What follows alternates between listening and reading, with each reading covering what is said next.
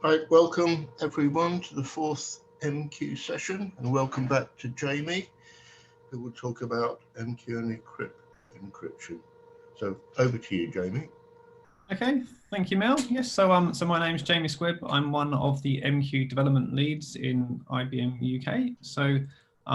In this session, we're going to talk about how we can protect MQ messages with encryption, which is increasingly important in today's world with the need for industry regulation and all of the data protections that are necessary. There's three main kind of sections we're going to have. So the first one is we're just going to discuss some of the key concepts around encryption and how that might be achieved. We then look at data at rest protection and data at transit protection, because there are different considerations for both of those.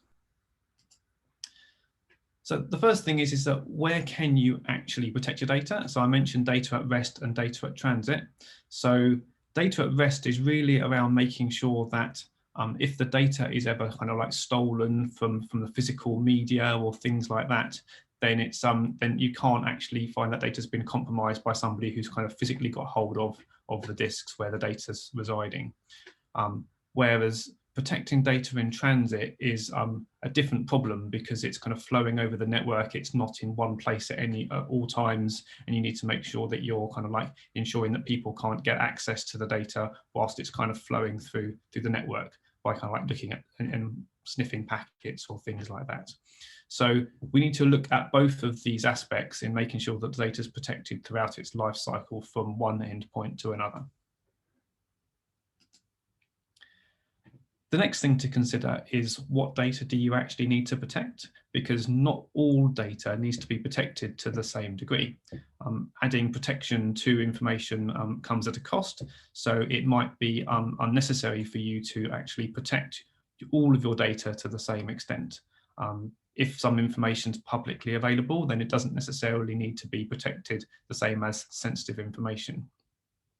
And so if we look at the different types of data that you might need to protect, the first category, if you like, are for data that's controlled by regulatory bodies, such as healthcare data, personal information, and so forth, or credit card information. The second sort of data that you might want to protect are things that are proprietary to your organization, such as information that would be sensitive if it was exposed into the public domain, or which might kind of compromise a competitive advantage, or might otherwise cause issues in the market if it was publicly available. So those are some of the categories of information that you need to think about, but there are, I'm sure there are others that you might be able to think of that are applicable to you. But the key thing is to think about what data do you need to protect, and then what measures do you need to protect that data, because it might not be the same for all types. So if we look at how we might actually protect the data and what mechanisms we could do, there are two broad categories that we can kind of use to determine that. So the first category is integrity, and this is really around making sure that the data arrives at its destination intact and it hasn't been tampered with. So it's making sure that the data hasn't been modified, but it's also making sure that it comes from a trusted party and hasn't been injected by some malicious third party. So we have two things there, making sure that the data is intact, hasn't been modified, and it's come from a trusted party. So that's really protecting from the source. Encryption is making sure that the data can only be read by the target party or the destination. So that's making sure that it can't be read or intercepted in transit, or if it gets received by a party that shouldn't be accessing that data. So we can see that both of these two aspects cover different realms within the protection space, and therefore they're often combined to actually provide the true total encryption protection that you might want. So if we look at the different encryption types, there are two broad categories of encryption. The first one is symmetric encryption, whereby a single key can be used to both encrypt and decrypt the data. So essentially it's a reversible operation with one key. This is usually relatively fast to implement and achieve, but it does pose some challenges if you have a large number of parties that have to have access to encrypt or decrypt data, because that shared key needs to be essentially distributed to a large number of people, and it makes it hard for you to track who's got that key, and if you need to change it, who you need to give an updated version of that key to. But it's very simple to do in terms of it's very quick, and it's a reversible operation, as I mentioned.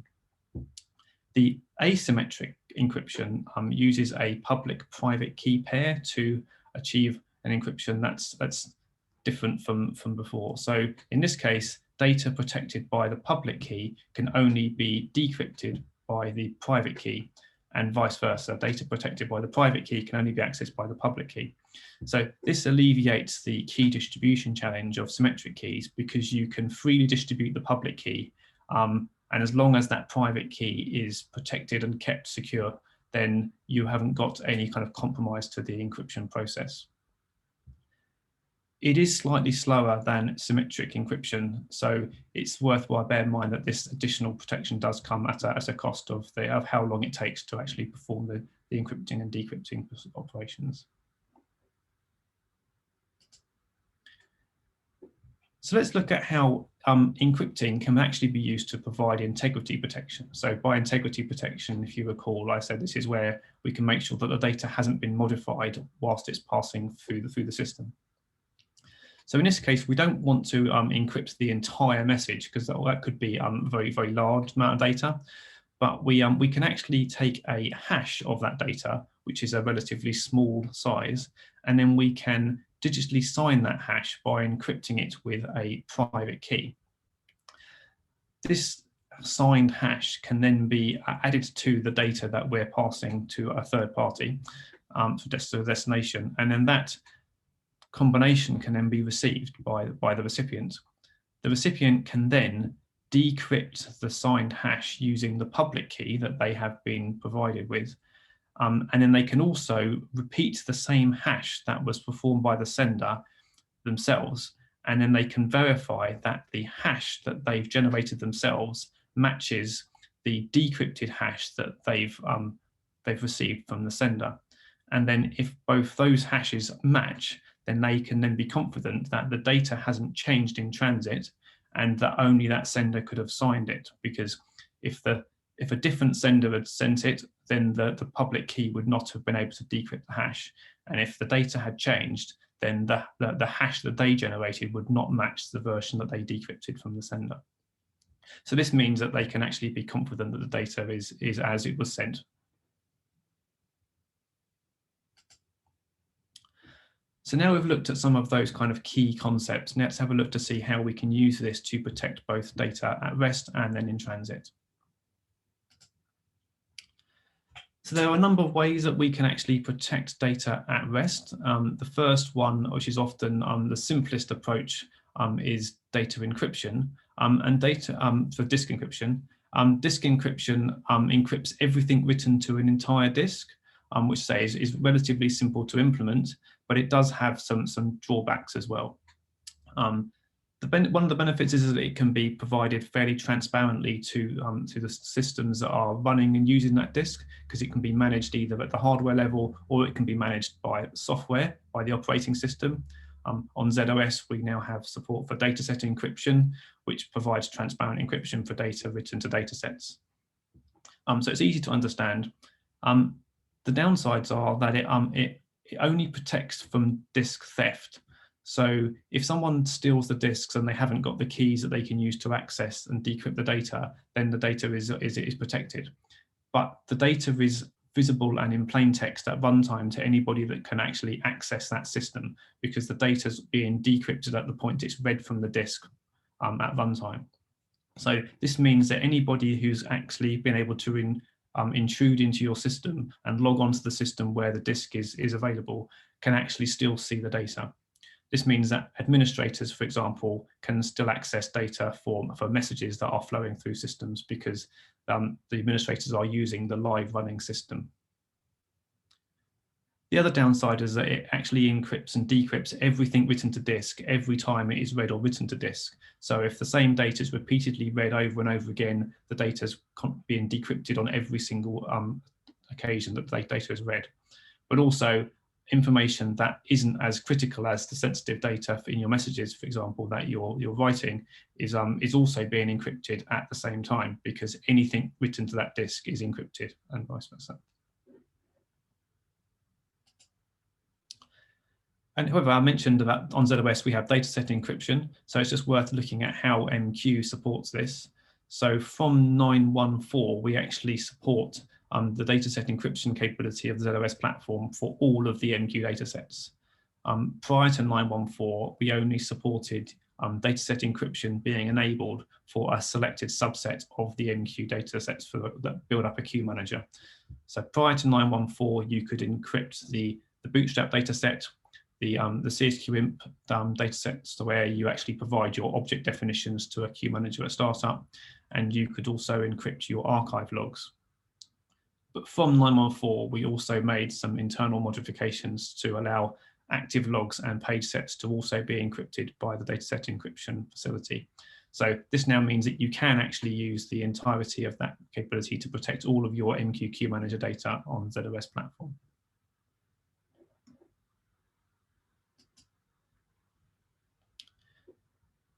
So if you don't want to protect everything written to disk, what other options are there? So the first option is that you can protect just the message data using your own mechanisms. So by this, it means that you can update your applications to encrypt the message data themselves before those messages are kind of put into the system and after they're retrieved from the system. You can either do that using third-party libraries or products, or you can kind of code it yourself, although that would be very complicated for you to do given the complexities of encryption technologies. The benefits are that you're only encrypting when the message is first put into the system, and you're only decrypting when it's finally consumed, which means that you don't need to encrypt and decrypt every time the message goes through a hop within the MQ network. So that obviously means that it's more efficient from an encryption perspective. It also means that the data is protected for its entire lifetime throughout its MQ journey. It therefore means that anybody looking at the data on any queue whilst it's in transit is not able to actually access that data because it's encrypted from its entirety of its lifetime. It does require an exchange of keys between the sender and the recipient, because they must have like their own way of doing that encryption and must be able to decrypt the data at the destination. And the main downside is that you have to update your applications to support this, because your applications themselves have to perform the encryption and decryption because it's transparent to MQ itself. It also means that the applications have to have the processing capacity and the technical ability to perform that encryption, which might not always be achievable for all types of endpoint. And then you have to maintain that logic and grow it over time based on evolving needs and responding to kind of how weaknesses in encryption that as different ciphers or so forth are kind of compromised over time.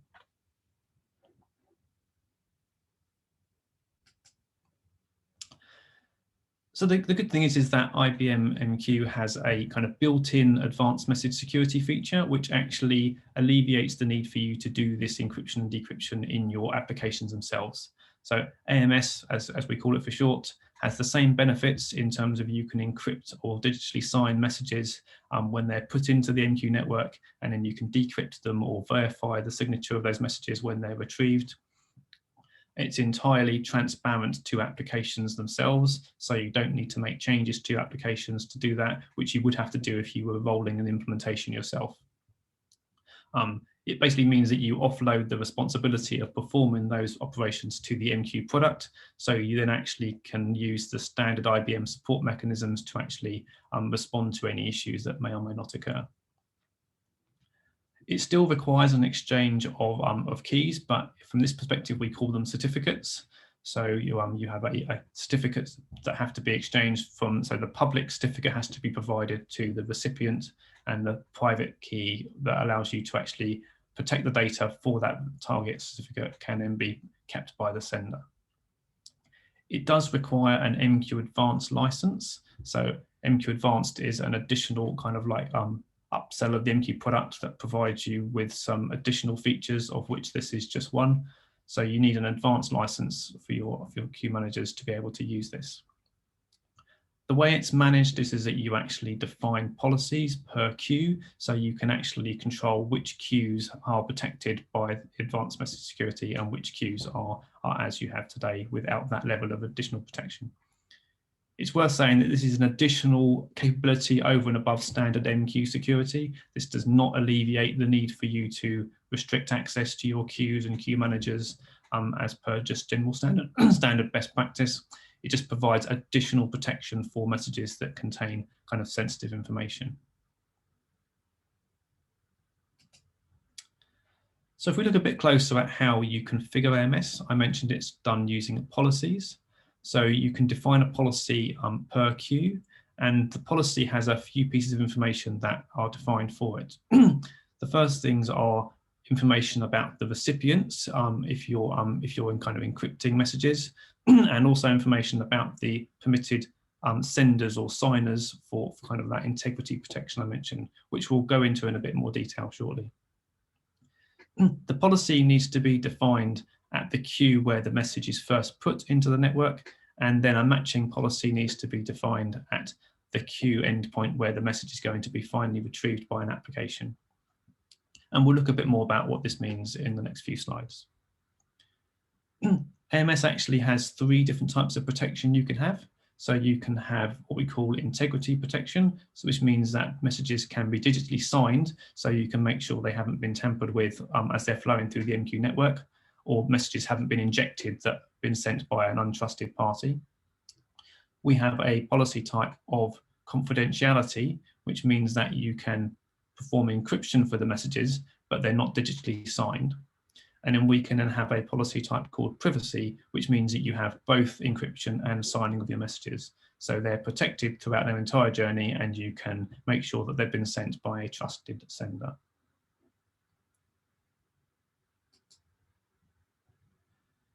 So by default, the way that AMS works is that the encryption and decryption is performed by the applications themselves, or more specifically by MQ capability in the MQ client libraries that are used by those applications. This means that the messages are encrypted or signed before they leave the application and reach the first queue manager, which means that they're protected over that hop between the application and the queue manager, which might be a network connection for a remote client. The messages then remain protected throughout the entire journey through the MQ network, and then they're only finally decrypted, or the signatures of them are verified by the application upon final receipt at the destination. So this does mean that the applications themselves have to have the capacity to perform these cryptographic operations using the kind of the default configuration.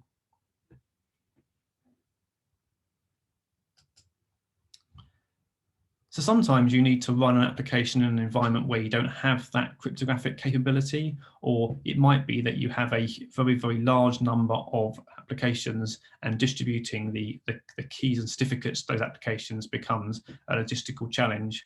And so therefore, as a way of mitigating that, AMS does have an alternative configuration that you can use, whereby you can perform the cryptographic operations on the signing of the messages at the point that a message reaches the first queue manager in that message's journey, which means it's no longer performed by the application, but by the queue manager where it's first put to.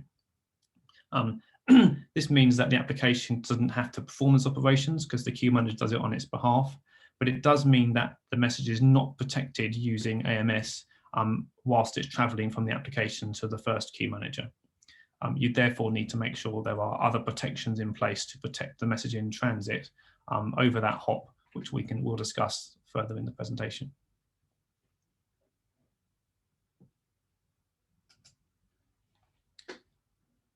So that facility is very useful for applications. It's also sometimes necessary for messages going from queue manager to queue manager to sometimes need some flexibility in whether these encryptions are policed or are unperformed. This is particularly relevant if you're transferring messages between organizations, or maybe between your company and a business partner, where maybe the protections that you might have for your own internal policies differ from that third party. In this case, it would be useful to be able to either encrypt or decrypt messages at that boundary, so that if you're using encryption for all messages flowing through your systems, but your business partner doesn't need to do that, then you can actually alleviate the need for that business partner to have AMS configured on their queue managers. So this is a facility that we've added on ZOS only at the moment, and we added it in version 9.13, so it's available in all that version or later.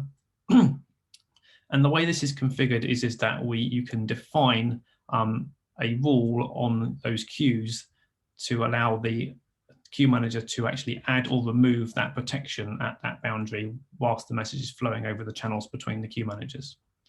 So here you can define using a new SPL prot attribute whether the encryption or protection of those messages should be removed whilst it's being sent to a third party, or whether the encryption should be applied as it's being received from that third party. And this then means that you have that ability to kind of control whether those protections are used within your network separately from the destination that you're talking to.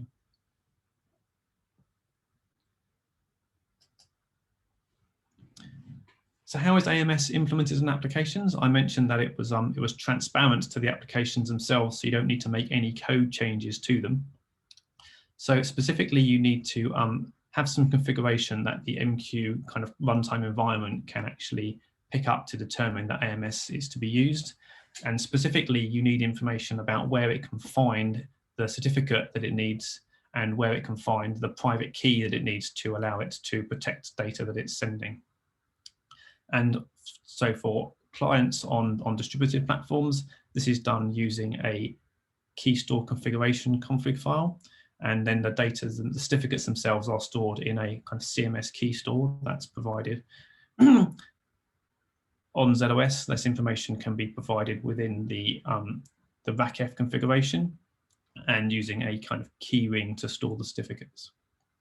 The way that the client knows where to find this configuration file is through an environment variable that you set, or if that environment variable is not set, you can locate that config file in a default location within the user's home directory on the system where the client's running.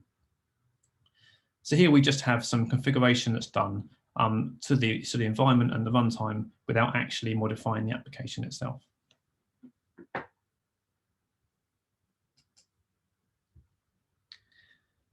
So if we look about how MQ actually goes about protecting messages. So to provide AMS protection, we use these TLS certificates. So TLS certificate is used to actually perform the cryptographic operations. So in the key store, we have for the sender, we have the certificate for that sender and the private key that allows it to protect data that certificate can access. This uses actually a combination of both symmetric and asymmetric cryptographic operations, so we can see the various phases that have to go through to protect the data. The first thing is that we generate a symmetric key, which is then used to encrypt the message data itself. So if you remember, a symmetric key is something that can be used to both encrypt and decrypt the data. We then add to the message itself a header which tells MQ that the data in the message body is protected by AMS. So here we can see that we have the header followed by the encrypted data, but we need to provide a mechanism for the recipients of that data to be able to decrypt it.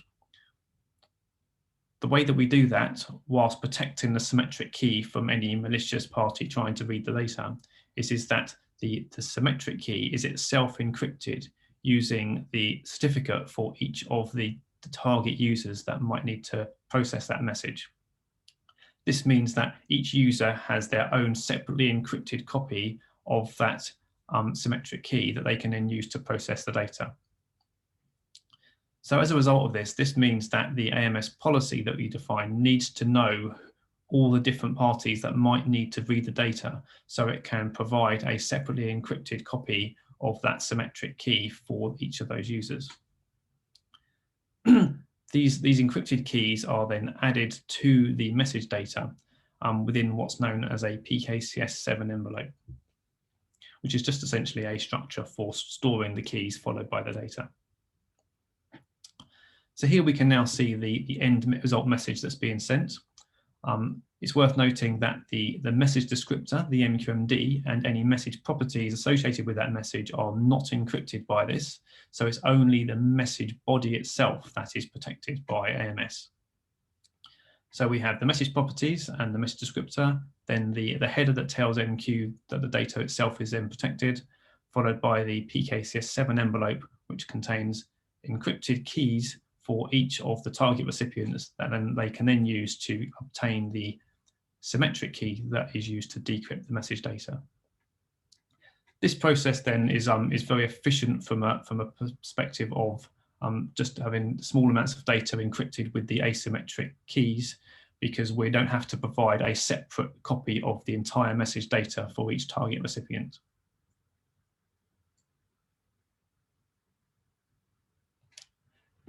However, I mentioned that the way that these cryptographic operations work, they come at a cost, because every kind of set of processing is costly. So therefore, we need to understand quite what this means and how we can mitigate the cost of this for efficiency within the MQ network. So if we look again at the operations that we need to perform when sending a message, we have to generate a symmetric key. We then have to use that symmetric key to encrypt the message data. And then we then need to encrypt that symmetric key using the certificates of each of the target recipients. So we can see there's 3 sets of cryptographic operations that we have to perform, with that final step being repeated for each user that might need to receive the message. When we receive the data at the target destination, the application needs to be able to decrypt the symmetric key using the certificate of itself, and it then needs to be able to then use that symmetric key that it decrypted to decrypt the message data before it can process it. So if we're actually sending a number of messages, then we need to perform these operations multiple times. This is because by default, each message is protected using a separate keys, so that if one message is ever compromised, it doesn't mean that an attacker can actually access all of the other messages that are flowing through the system. They have to separately essentially compromise every message individually. But it does mean that we have quite a lot of operations that we need to perform when sending large numbers of messages. If we're sending 6 messages, we have 6 times 3 operations at the sender and 6 times 2 operations at the recipient. So that means that there's quite a lot of cryptographic operations being made there. So to improve the efficiency of this, you can actually configure AMS to reuse the same keys for a number of messages. The more messages that you use it for, the greater the weaker the protection you have, because if ever that key is compromised, then more messages essentially could be, in theory, read using that information.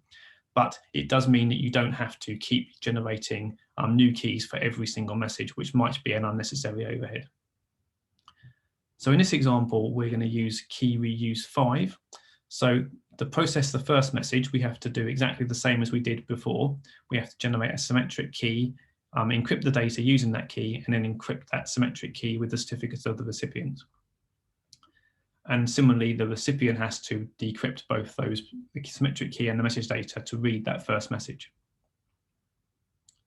However, for messages 2 to 5, in this example, MQ doesn't need to generate new keys or re-encrypt the symmetric key for the recipients, because it's already done that for the first message.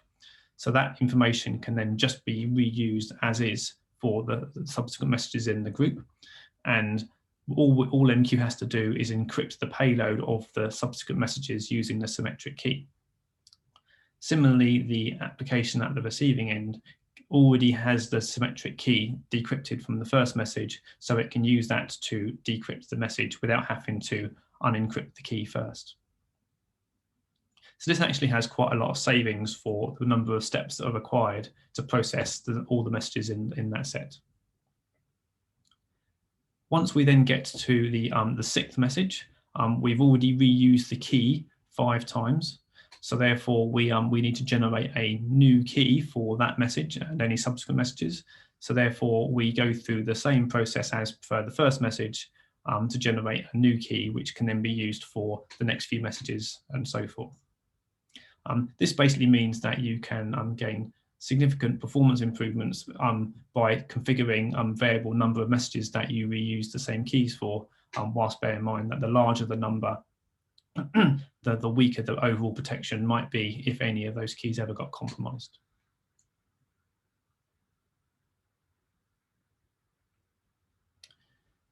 So that discusses how we can protect data at rest, because any of those messages, whilst they're encrypted on any queue in the MQ network, can't be accessed by any MQ administrator because they don't have the keys of the target recipient. But it's now worth looking at how we can actually protect data in transit whilst it's flowing from application to queue manager or queue manager to queue manager on its journey to the target destination.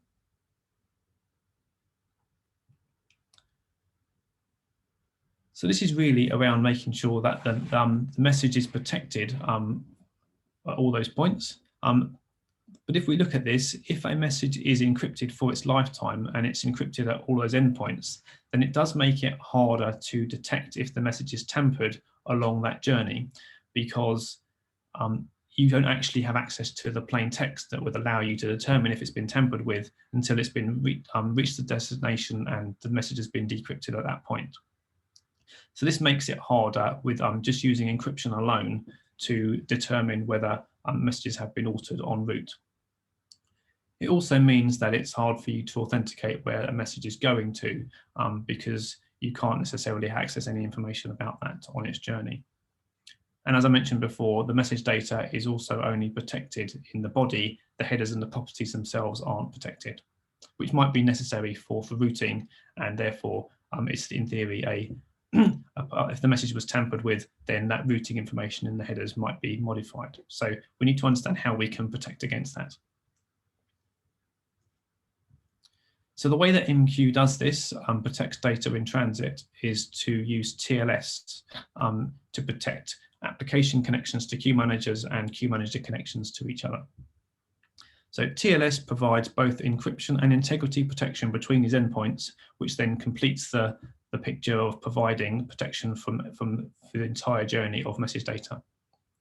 TLS can also be used as an authentication mechanism to make sure that only trusted clients can connect to queue managers. The clients are connecting to the queue manager they expect, and similarly that only queue managers can connect to other queue managers that they're meant to within your organization. TLS is natively supported in MQ and it's been built into the product for many years. So we'll look over the next few slides around how you can use that to actually configure and achieve these protections. It does require an exchange of certificates still, and so it is worth mentioning that this does have an administrative overhead because certificates do expire from time to time. So you do need to replace those certificates and roll those changes out within your MQ network. And that can enforce short outages whilst you have to kind of like configure the new certificate and then pick up that change. So it's worth just bearing in mind that you do have to plan these operations in as a result of having the protection that TLS provides.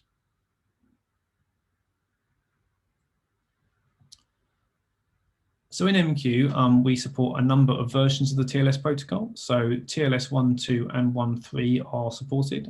We do also support some older versions of TLS and SSL before that, but they are disabled by default because they offer weaker protection than the more modern protocols. TLS is enabled on channel objects in MQ. So you configure a channel with some settings to determine what ciphers you want to use to protect the data over that channel. So by that, I mean the cipher is the encryption algorithm that we're going to use to protect the data. So you define the cipher at both the source and the destination so that they must match, so that therefore the data is being encrypted and then it's being by the sender, and then the receiver is actually using that same algorithm to decrypt the data. If it was using a different cipher, then it wouldn't be able to access the data that was being intended to be sent. So the way this is done is using a SSL cipher attribute on the channel object, where you define the cipher that you want to use. And then you can, on the sender, you can define whether that data must be protected or not, or whether by the SSL CAuth for client applications, so that you can say whether the encryption and so forth is optional for those client endpoints. But in this example, we're saying that it's specified on both the source and the destination, and we're saying that's what is needed. The key stores that must be available for the queue managers or the application endpoints to provide the information about the certificates and the private keys for those certificates. So in this example, if we've got a client going to a server, the client just needs the certificate of the server to connect to it. The server needs both the certificate and the private key that allows it to act as a server in that regard and protect the data.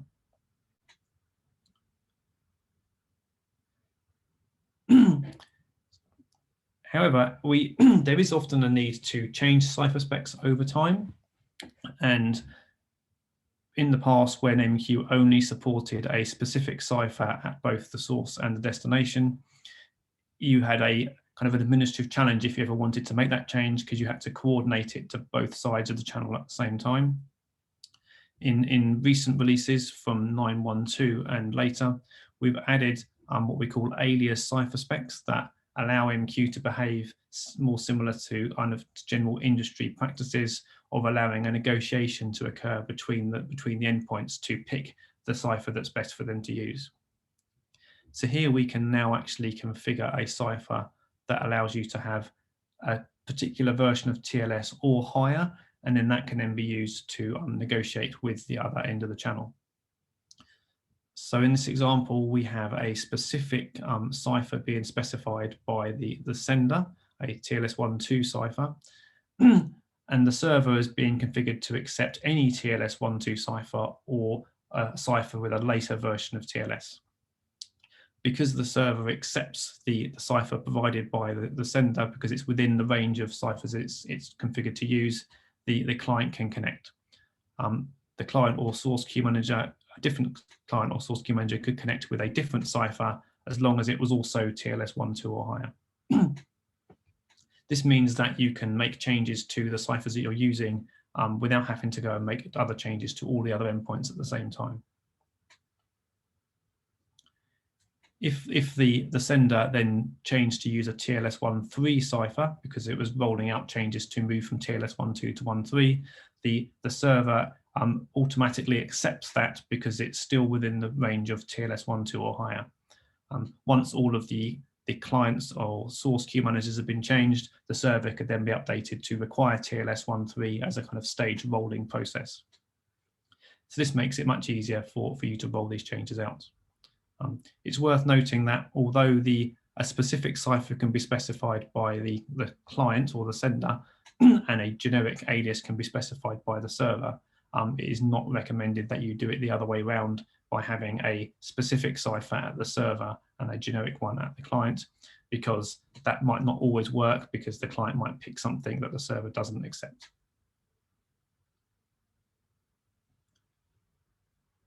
Finally, you can actually have let MQ pick the best cipher to use by configuring both sides of the channel to use a alias cipher spec. So both sides are allowing them to use TLS12 or higher, and then MQ will pick the strongest cipher out that both sides accept.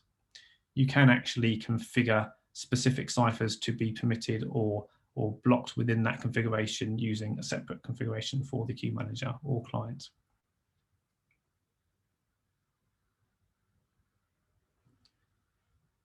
You can also use TLS for authentication by verifying the certificates that are passed from one end to the other. So in this example, we have a SSL peer attribute on the channels at each end, and the client requires that the queue manager it connects to has a certificate with a common name of server. And similarly, the server has a SSL peer attribute that requires the certificates of clients to have a common name of client.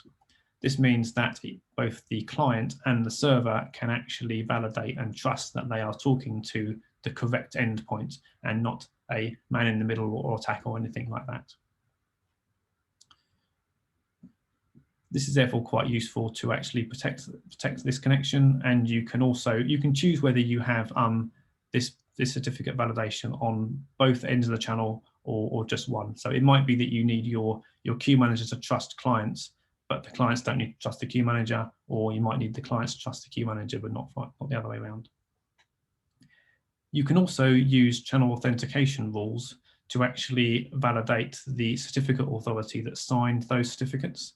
That can be useful if your queue managers need to interact with different parties that maybe use different certificate authorities as their signers. You can therefore make sure that if there's any sort of clash in the distinguished name of the certificates, you are using the correct one because it's trusted and signed by the correct certificate authority.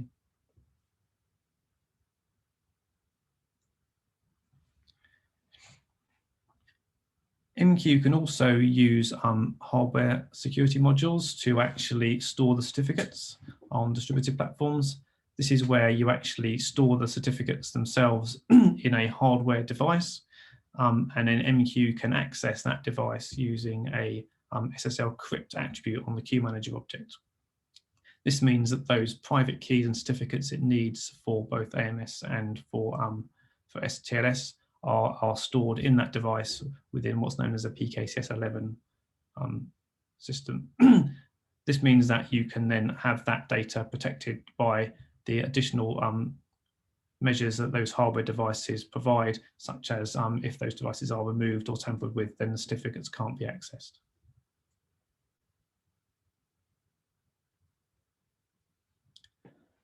We have another session through GSE UK this year, specifically on IPT, so I won't go into a huge amount of detail on this. You can go to session 2BE to find out all the information about IPT. But IPT is an internet pass-through facility of MQ that allows you to transparently use TLS at various points within your network, transparent to the original endpoints. It might be that you don't need to use TLS within your own organization, but you do want data to be protected by TLS whilst it's passing over a public internet or particular outside particular kind of like network zones that don't have the same protection as your more secured environment. This means that you can apply that protection at the point that you enter into the MQIPT configuration, and it can then be removed again by another remote instance of IPT before then flowing into the rest of your MQ network at that location. The key thing is that it's invisible to those locations that aren't using outside of the IPT network. You can also use IPT to kind of convert data from the standard MQ wire format to HTTPS between IPT endpoints. This is useful to allow you to tighten your firewall security rules between those network zones, where maybe you only want to open up ports for HTTPS to flow between them without having to open up other ports that are used separately for MQ traffic. This could therefore be very useful to help you kind of like say just tighten down those firewall rules if you need to.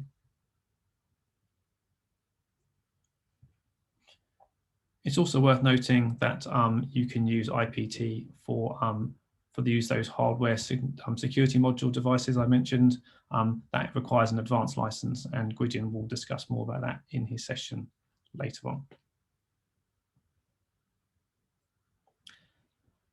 So that's kind of a summary of what I was wanting to cover in this session today. So we've discussed different aspects of the what protections you might do for both digitally signing data and for encrypting it, and using a combination of the two for fullest protection.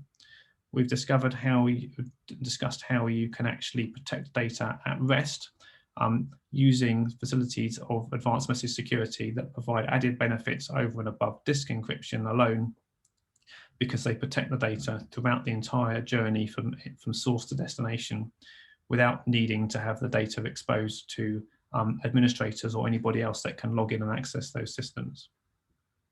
We've also then discussed how you can actually use TLS to protect data in transit over the network between endpoints, because that then allows you to have data authenticated and authorized through those endpoints without actually having anybody kind of tamper with it that you might not be able to detect until it had flowed through multiple other hops in the network to the destination. So if we just look at a summary of the different options of what they provide, using TLS protection alone protects data on the network, but it doesn't protect data on disk or at rest. But it can be used for encryption and or integrity.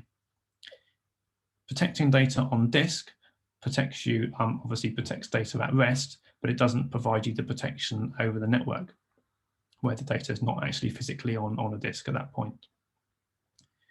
If we look at data that's protected in memory alone, then that's neither protected on the network or on disk at all.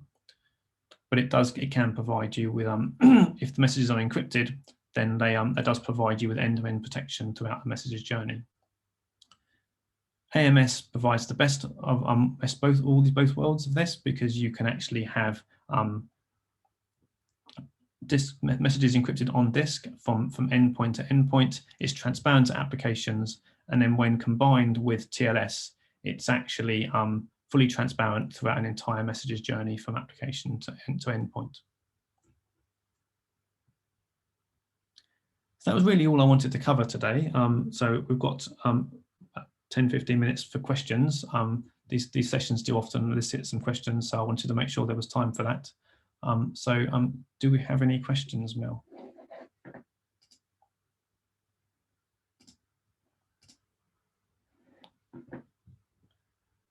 Okay, so we've got a question. So it says, for sites who have implemented AMS, does it require significant administration to manage?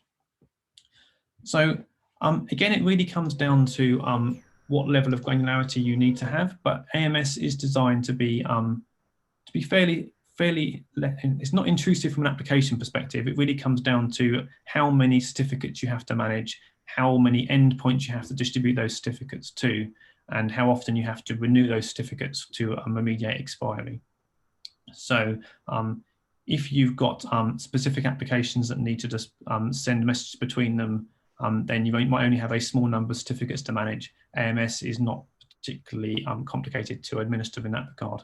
But if you have thousands of clients that need to be protecting data, then that can be much more of an administrative overhead to distribute the certificates that are required for that.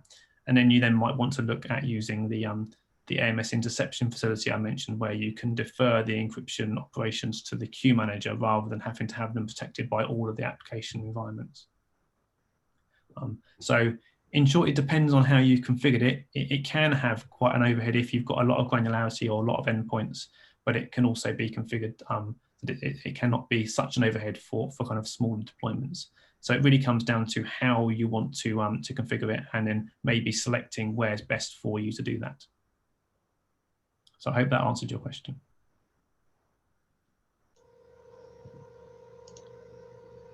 Okay, anybody else has got a question?